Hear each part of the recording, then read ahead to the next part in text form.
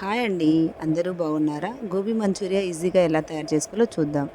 ముందుగా 2 కప్పుల వరకు క్యాబేజీని తీసుకొని, 1 కప్పు వరకు క్యారెట్‌ని తీసుకోవాలి. విధంగా 3 టేబుల్ స్పూన్ల మైదా పిండి, 3 టేబుల్ స్పూన్ల కార్న్‌ఫ్లవరు, కొద్దిగా పెప్పర్ పౌడర్, మసాలా పౌడర్, అదేవిధంగా అల్లం పేస్ట్‌ని వేసి బాగా ఇలా మిక్స్ చేసుకోవాలి.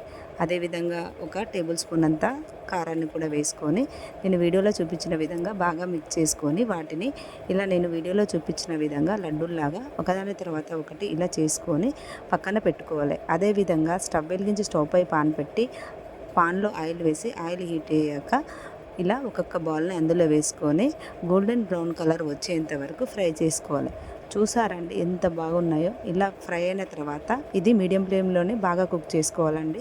చేసుకొని పక్కన పెట్టుకోవాలి. అదేవిధంగా సన్నగా తరిగిన పచ్చిమిర్చి, వెల్లుల్లి, క్యాప్సికము, ఉల్లిగడ్డలను కూడా సన్నగా చాప్ చేసి పెట్టుకోవాలి. మరి స్టవ్ వెలిగించి స్టవ్ పై పాన్ పెట్టి దాంట్లో ఒక 2 టేబుల్ స్పూన్ల ఆయిల్ వేసి, దాంట్లో ముందుగా వెల్లుల్లి, అదేవిధంగా పచ్చిమిర్చి, ఆనియన్స్, క్యాప్సికము, వెనిగరు, అదేవిధంగా టమాటో సాసు ఒకదాని తర్వాత ఒకటి నేను వీడియోలో చూపించిన విధంగా వేసుకోవాలి.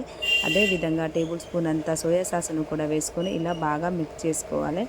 ఇలా మిక్స్ చేసుకున్న తర్వాత ఇది డ్రై అయ్యకుండా ఉండడం కోసం కొద్దిగా సాల్ట్ను కూడా వేసుకొని, కొద్దిగా వాటర్ని కూడా మిక్స్ చేసుకోవాలి. ఇలా మిక్స్ చేసుకుని కొద్దిగా షుగర్ని కూడా వేసుకొని ఇలా 1 మినిట్ మిక్స్ చేసుకొని, 1 టేబుల్ స్పూన్ అంతా కార్న్‌ఫ్లవర్ తీసుకొని దాంట్లో కొద్దిగా వాటర్ వేసుకొని ఈ మిశ్రమాన్ని ఈ కళాయి మిశ్రమంలో కలిపి బాగా మిక్స్ చేసుకోవాలి. ఇలా మిక్స్ చేసుకున్న తర్వాత మనం ముందుగా డీప్ ఫ్రై చేసుకున్న గోబీ మంచూరియా యొక్క బాల్స్ని ఇలా వేసుకొని హై ఫ్లేమ్ మీద ఒక 2 మినిట్స్ ఇలా బాగా మిక్స్ చేసుకుంటే అంతే, ఎంతో టేస్టీ అయిన ఎమ్మీ అయిన గోబీ మంచూరియా రెడీ. ఒకసారి ట్రై చేసి ఎలా ఉందో